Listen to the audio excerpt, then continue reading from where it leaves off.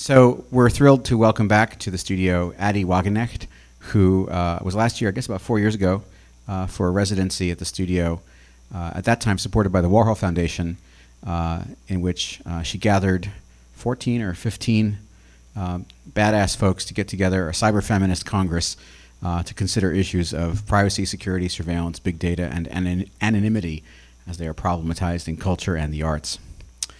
That was called Deep Lab. But we're thrilled to welcome her back. Addie Wagenknecht is an anti-disciplinary experimental artist who works in the fields of emerging media, feminist theory, open source tools, pop culture, and hacktivism. Known for works that span media including robotics, drones, network hardware, 3D printing, and traditional paint on canvas, her work has been featured in the Vienna, Moscow, and Istanbul biennials and acquired by the Whitney Museum of American Art. And she's collaborated with Chanel and ID Magazine on a series of projects exploring the sixth sense. Wagenknecht has been active in the development and management of open source hardware projects and communities. From 2011 to 2017, Wagenknecht served as chair of the Open Source Hardware Summit. With Stefan Hechenberger, she co-founded Nort de Labs, a research and development collective which developed a variety of open source multi-touch systems, and the LaserSaw, the world's first widely implemented open source laser cutter. We had one here for some time at the studio. Wagenknecht frequently works in collectives. She founded Deep Lab in 2013, a cyber feminist research congress concerned with issues of privacy, security, and surveillance, and alternative market economies. Previously, she was a member of the now disbanded Free Art and Technology Collective, Fat Lab, a global tactical media collective. Wagenknecht has received fellowships and residencies from IBM, Google, and Mozilla, and is represented by Bitform's gallery in New York City. Ladies and gentlemen, it's my pleasure to welcome Addie Wagenknecht.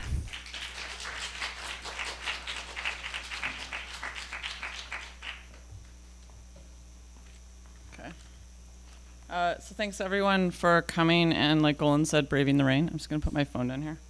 Make sure it's in airplane mode. Sorry about that.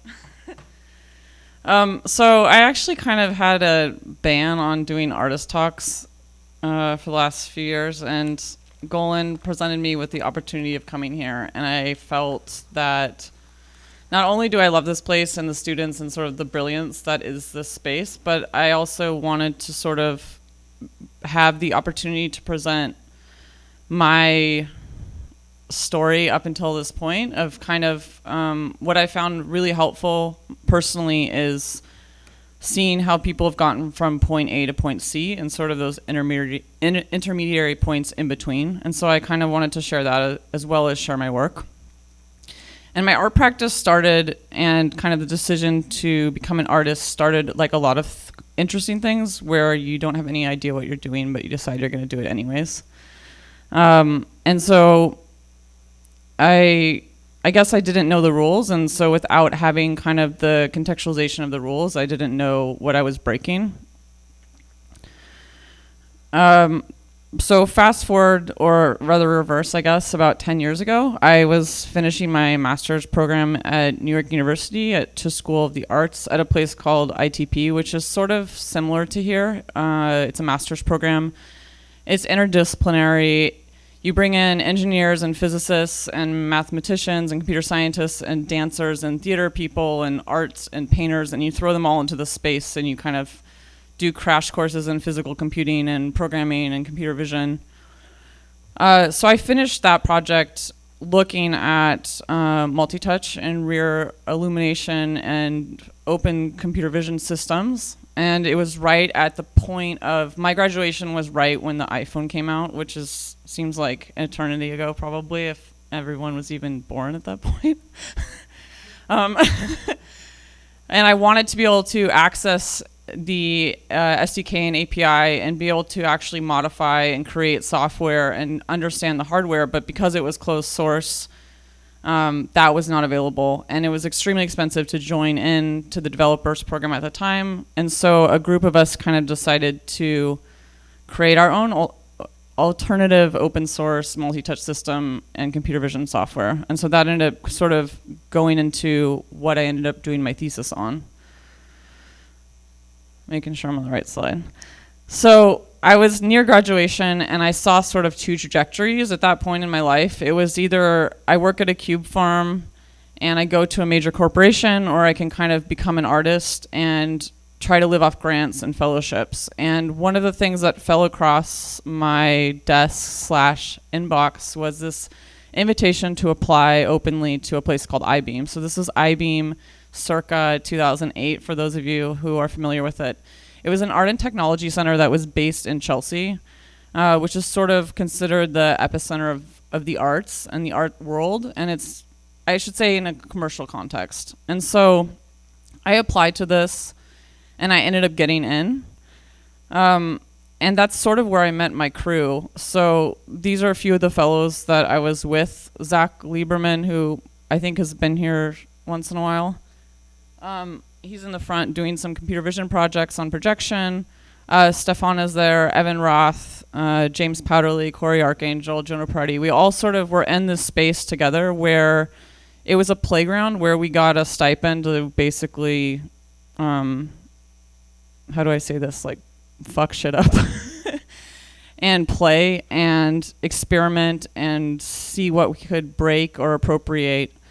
And at the time, it was sort of one of those opportunities where I didn't necessarily understand that it was magical or important, but it really was the precipice of what sort of developed my friendships and my relationships, my collaborations for the next 10 years. So the kind of pro tip and I guess thesis of that was that I would suggest that you never underestimate the privilege of space and a stipend and access to gear. And when I come to places like this, it's exactly that again. I want to come back and like see if I can get Golan to let me get another master's degree or a PhD and start going back to that space of experimentation. So one of the first projects I actually started doing there was, again, another accident. I was in an R&D lab. One of the R&D fellow R&D fellows was a guy named Randy, who's now at Autodesk, but he was doing a lot with toys and drones and remote control cars. And this was in 2008, so they weren't as refined of devices and machines, but he had always left them around. And so I started playing with the drones in these empty spaces and sort of looking at them and seeing specifically like the dust in the rooms, because we had a large wood shop there, and looking at sort of the dynamics and the turbulences and how those things started to react to the drones when they dropped and when they were played with and when we started to sort of work with them. So I thought it was a really obvious approach to sort of mechanically assisted forms of painting and action painting. And so I started playing with drones, and I started playing with kind of the fluid dynamics of paints and pigments. And this got me started, I guess at this point is when I started thinking about the question of interactivity, but also what does interactivity mean? And kind of creating work where the implications of it were interactive, but also inherently analog. And what I mean by that is that there's no electricity, there's no cabling, there's no PCBs, there's no batteries involved. And I then started researching thermochromic and photochromic inks, which are basically pigments and inks which react to the UV kind of access to the piece, as well as certain ranges within temperature. So the TLDR is that while they would react to, so with this specific piece, there was pigments that were, the black is a thermochromic pigment, so it would react specifically within the space that it was placed, and kind of creating works that are extremely site-specific, but they're always changing and always reacting to the environment through sort of like old school methodology of sensors. And with paintbrushes, not being trained traditionally in art, I always saw painting as something that was about precision and control and the ability to place these finite lines on a canvas. And I see the work I'm doing now, but also this work in addition is sort of about this lack of control and this sort of relationship with the machine as an extension of yourself. So these were originally intended to never be performances, but then what happened is I was painting them and people would start gathering. So my first ones would be just with the guys at I-Beam and the crews and my friends, and it was just a few people, and it then went to 10 people and then 30 people, and then I had some performances where it was like Michael Jackson had showed up, for lack of a better analogy. So this one was at the New Museum, and there was like a few thousand people, and it was insane and out of control. And Katsu, who I think was also here at some point speaking, we did this sort of drone performance / collaboration there. So that was sort of a lot of things that happened, and then this weird shift happened again after I-Beam was complete, and I sort of was doing the open source hardware, and I was doing a lot of open source development and open source tools. I started to actually, I think I was here, and I got this invitation to join Fat Lab, which Golan had spoke about. It's sort of this menacing boys club, for lack of a better explanation. It was about 25 guys and 2 women, and it's really playing with humor and the concept of speed projects, which are these projects that you make very quickly, be it like 30 seconds, 5 minutes, an hour, 8 hours, and you release them. And I was also pregnant at the time, which was weird because I was in this sort of like hyper crypto hacking group, but I was also this very like white straight blonde woman who was pregnant and not really knowing what that was entailing. But just to keep on the Fat Lab thing, let's see if I can get this to play.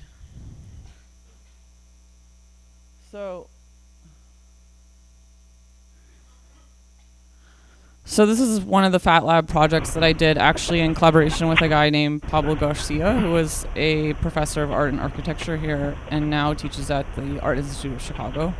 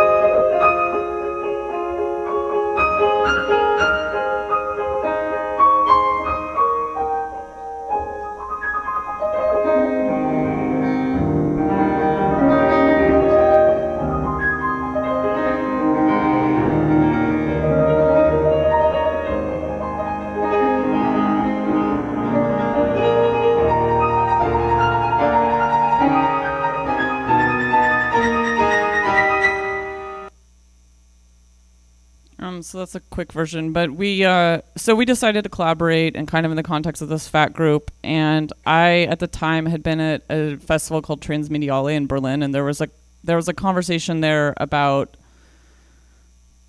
sex chats and sex rooms and the history of sex bulletin boards and sort of the information and quantification of sex as both work and expression. And one of the things they talked about was a site which you saw in the video was called Cam4. I meant to see if it still existed, but I basically convinced Pablo that we needed to look at this website and that there was something interesting there because it was one of the few sort of porn/sex websites that I came across where there was some sort of interaction at the time between the performers and the actual audience. So what you saw in the video is that there was a chat, and you could say, take off your shirt, or can you pose like this? And you could post a link. And we would kind of form these relationships with the performers and have them kind of reenact these poses and this question of sort of what is lowbrow, what is highbrow culture. But that did involve like looking at dicks and boobs for like 2 to 3 months straight, to the point that I did not ever want to see a porn site again for quite a while. And it was one of the first projects I actually ever had kind of overtly censored in the US. So it was supposed to be up at a thing called Internet Week in New York, and it was right across from Google's booth, which Google was super not psyched about. But a lot of what FAT does, or did, I should say, is sort of like take humor and take serious subjects and find ways to bring in the lulz and the comic relief in a way that you might not necessarily think about them, or you might actually then start thinking about the questions within what it is that we're looking at, be it big data or those subjects. So this is a speed project I did here at CMU with someone named Madeline Gannon, who just finished her PhD.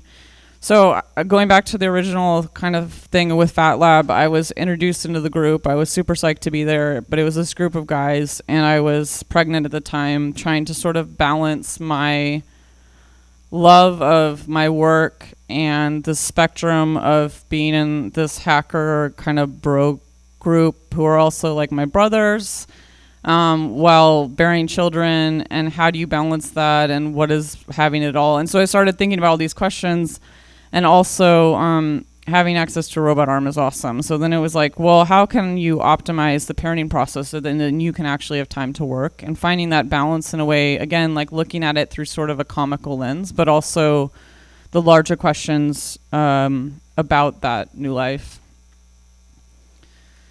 And then from there, the Snowden revelations happened, and I started thinking about digital portraiture, which sort of was birthed, no pun intended, through that Webcam Venus project, and the notion of the digital body. So what is digital portraiture, or what is portraiture now versus what was it 100 years ago? And sort of the renegotiation of the portrait. So the concept of the figure as being these PCB boards that were supposed to be representative of like larger server rooms and these rat's nests that sort of connect the networks, and bringing in the questioning of, you know, maybe now portraiture is about our metadata, it's about our GPS coordinates, it's about our Tinder profiles, our Facebook profiles. Those are the things that now, if we had to aggregate the majority of information online about how do you create a portrait, it's in that information that's in those systems, that's housed in these sort of hard to access places. That was the thing that I think one of my realizations with Deep Lab is one of the other members, Ingrid, and I were really into infrastructure, she much more than I. And we wanted to get access to kind of the data centers of CMU and finding out the complexities and sort of the bureaucracy involved in doing that and the favors we had to get. So it's the kind of, I think metadata is sort of this like black box of currency, socially as well as quite literally, and sort of also this dichotomy of like we depend on these devices to be seen and to interact and to get dates and order pizza, and we kind of exist within these devices, both offline and on. I was also spending a lot of time in Amsterdam, so I was spending a lot of time around the Dutch still lifes and sort of still life culture that had been propagated in the last like hundreds of years there. And I started looking at those paintings and thinking about the history and context of them and doing research into them. And because I didn't have an art history background, I had no idea that a lot of what was shown in those works were things that you could identify what season they were painted or where they were painted, and by kind of what's considered sacred or ubiquitous was often represented in those works. So it was about, I think with the Still Alive series, for me, it was very much about sort of, again, going back to what is it in contemporary culture and how do you renegotiate a still life into a contemporary image? Like, what does that look like? And these are from a very Western-centric, New York City-centric female, because that's the majority of my friends. And so seeing what do they have laying around their houses, how do they store it? Do they clean it? Is it trash? Is it precious? And sort of looking at those questions and trying to extrapolate that in a way that could be retranslated. I think maybe similar to the Webcam Venus piece, I suppose. And then I got really obsessed with Roombas and like IoT Internet of Things devices, because I think with AI, there's this promise that a lot of that stuff will optimize your life and make things easier, but you end up putting so much effort into them to keep them sort of self-sustaining. And then there was this also weird thing that I started seeing with my friends who had Roombas, where they had like names and they had gendered them, and they had sort of like developed or projected these personalities onto those devices. And what does that mean, and why does it happen? And sort of all those questions started to just hit me. But then at the same time, it was like, well, everyone has one Roomba. So what happens if you make a Roomba work where you have like 50 Roombas in a room? And then can you actually find ways to create the Roombas so that there's some sort of inherent interaction with not only you as a person within the room, but the Roombas themselves? So then I started retrofitting the Roombas with things like Wi-Fi jammers, which basically jam any signal within a certain proximity. Like the ones I had, it was 3 meters. And then I had some Tor exit nodes, and then I had some that were like Wi-Fi hotspots or extenders. So depending on where the Roombas were moving within the room, and in terms of that, and in addition to like which ones would hit each other, like the jammers always canceled both out, but sometimes the hotspot would come in, and so there was these weird sort of like relationships, and people who spent a lot of time in the galleries said that they started, again, it was this whole thing of like naming them and kind of this projection of some sort of personality onto them. I think a lot of the work that I've done, maybe unintentionally, is sort of a response to people in my life or myself where you feel invisible and you feel out of place, but you're sort of struggling to find out or define what is the evidence of a presence or an existence. So this is another kind of similar work, but I spent a lot of time with like people. There's a website called Pirate Bay, which is like a really large file sharing program, I guess you could say, website that's constantly taken down, and I became really good friends with these guys.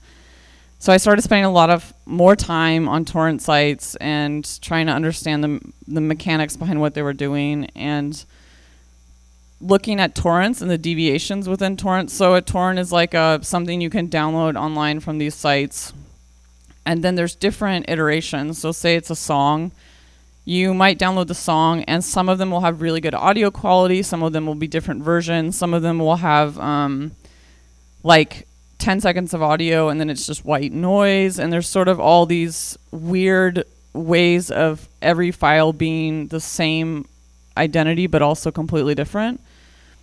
And then there's this thing called the open source Liberator gun, which was sort of the first 3D printable, in theory, the first 3D printable gun. And so I started downloading those torrents as well, and like getting, I don't know, I probably got 50 to 100, but looking at those torrents and then seeing that the deviations are, some of them are warped and some of them are missing a trigger, or some of them the trigger's the wrong size, some of them are missing the key sort of internal structure and mechanisms to actually allow that to work. But from the outside, a lot of the actual form factor of the gun was the same. And then also having everything happen right now and at the time as well, with shootings and guns and accessibility, and sort of the question of when does a weapon become obsolete, or when does a weapon change from a weapon to something else. So these were parametrically modeled to sort of represent vases and obfuscate them in a way that if you don't necessarily know what they are, you wouldn't necessarily recognize that that's what it was in the vase itself. But for me, it was very much calling to mind a lot of the war posters and the protest posters I saw for the Vietnam War, of these guns with flowers sticking out of them. So that's like a really fast overview of a lot of the works that sort of led me up to the last year. So I'm into Roombas. I'm into like weird IoT, Internet of Stuff that sort of works and doesn't work in this way that I like love, hate it. I'm also really into dogs. And So naturally, anything that involves dogs and Roombas, like everyone on Twitter and Instagram is going to send it to me. And I was trying to find out, I think Maddie might have sent this to me, actually. Maddie Varner, who was a previous student here. Somebody sent it to me, close to my heart, and said, this is really funny, you should see this.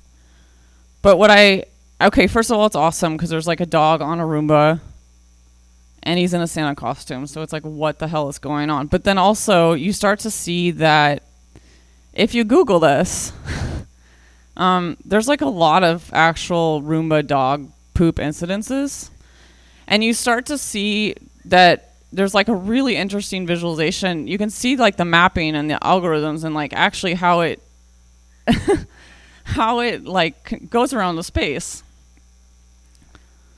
So I thought that was awesome, and like I saved it and lol whatever, sent a message back, this is amazing, thank you for this gift. At the same time, I was in Paris for a talk and a workshop, and I went to the Pompidou, and I saw these Klein's work, where he was using kind of the female body as a tool for these very large canvases. They were absolutely beautiful. I was obsessed with the color.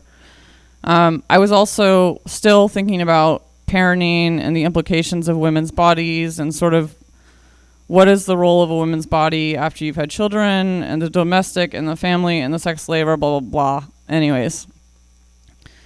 So I saw that. I saw the poop. I saw the Roomba. I saw the dog, which was awesome. I haven't figured out how to get the dog involved. And at the same time, all over Twitter, there was this weird, like, rash of sex robots are taking over the world. Like, we're going to just have sex with robots, which is maybe a good thing, or maybe it's a bad thing. And I lost my studio. So it was just a lot of things happening at once.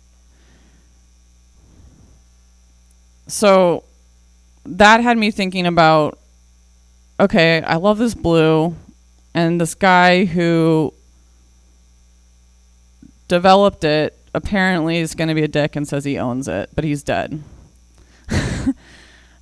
I started to then look into sort of the chemists who developed it, and through like the Wayback Machine and Reddit and all these things, I was able to get the guy's name. And then I looked up the guy in the name and in Paris and the address, and if you ever need me to find someone, I'm pretty good at it. So I contacted the store. He unfortunately died a few years ago, but his grandson, I believe, was still running the store. So Klein had said that, and what I've read across every article and interview is that he developed this blue. It's his blue. It's proprietary. It's trademarked, and no one else can use it, which immediately drew me to it.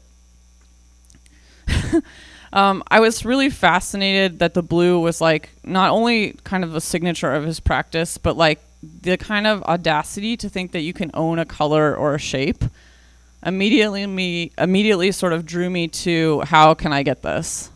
And then how can I use it in a way that renegotiates it?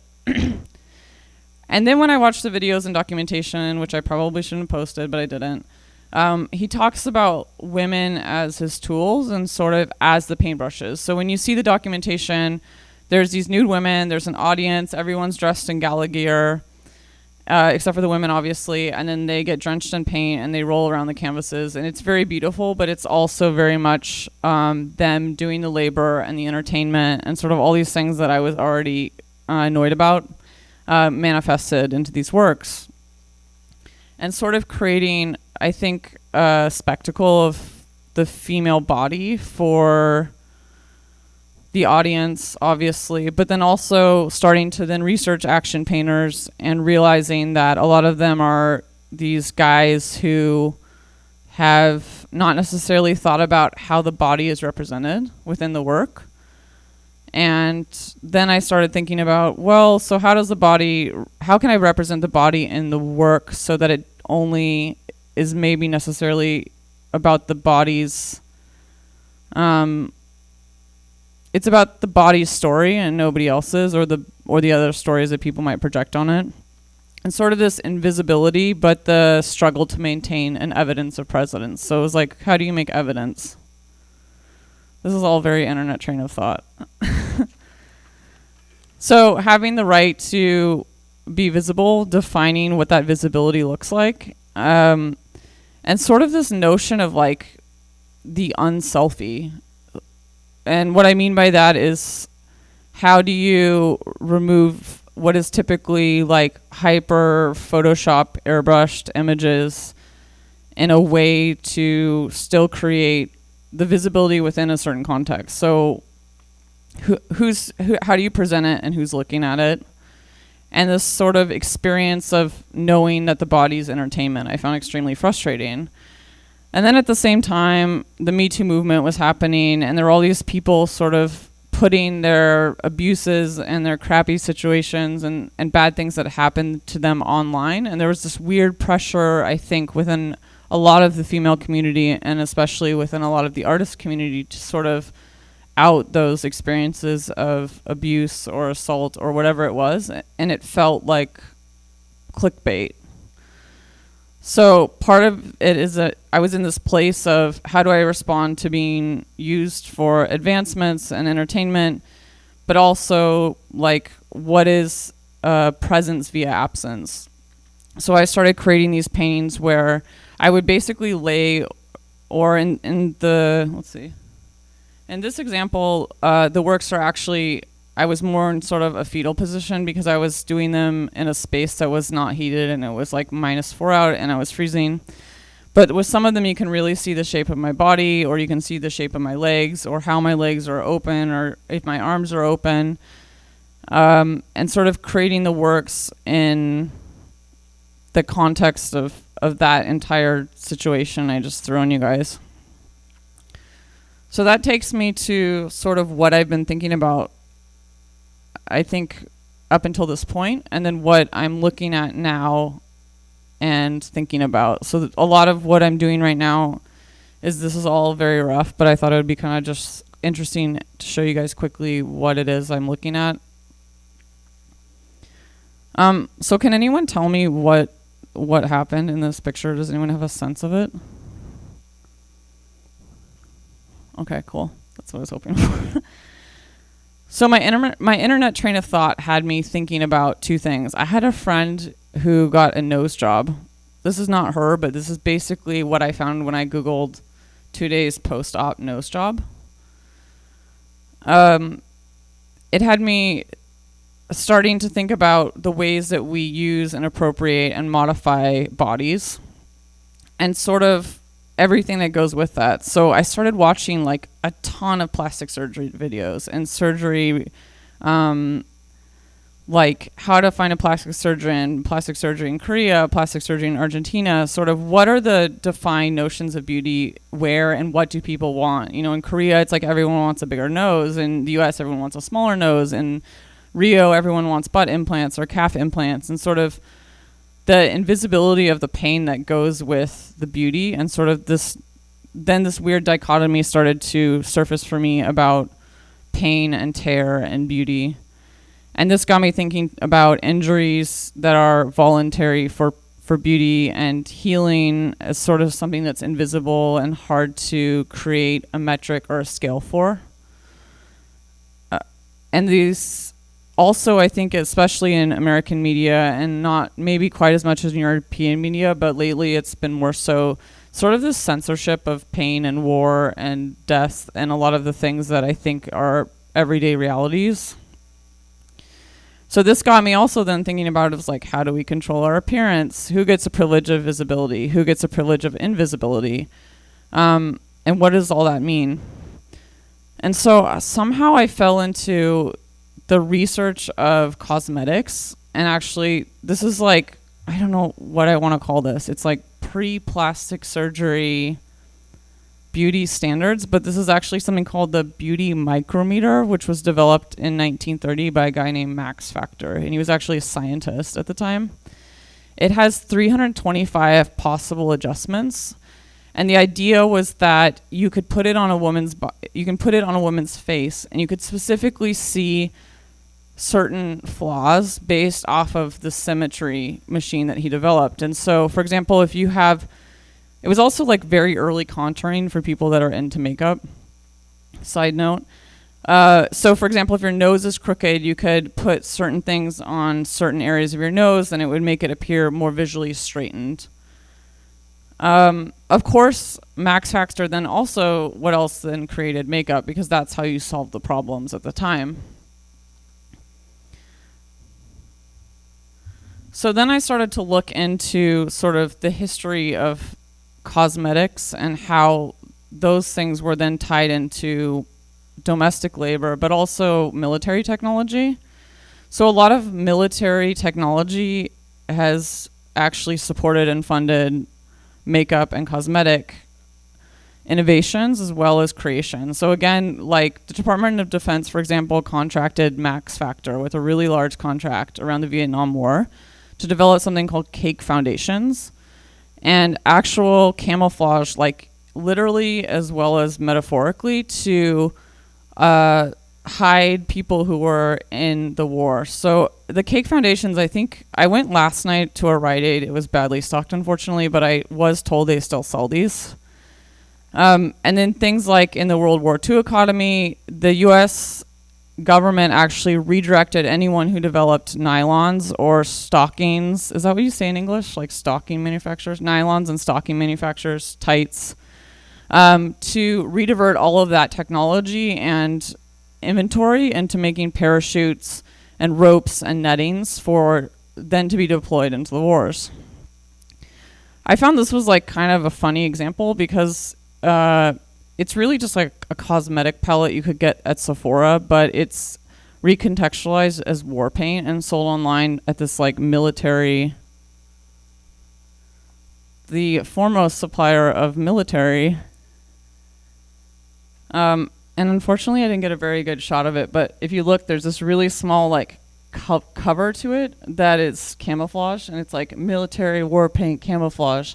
And then there's these, there's a compact mirror, and it looks like a highlighter, like a gold and kind of a weird like peach shimmery highlighter, and then these face paints.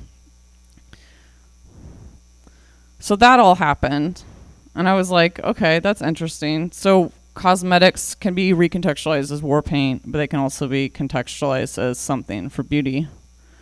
And so that kind of gets to, I think, what I've been doing more recently is sort of using makeup as a way to more or less kind of look at the homogenous relationships to sort of mask or expose ourselves in a way that if you wear a red lip, it might get more attention. If your hair is pink, it's going to get more attention than if it's black. And sort of looking at those pigments and what it is we're using, and then extrapolating and sort of reinterpreting those, again, like going back to domestic labor and military. So I've started sourcing cosmetic pigments from a lot of the manufacturers and then developing them into paints.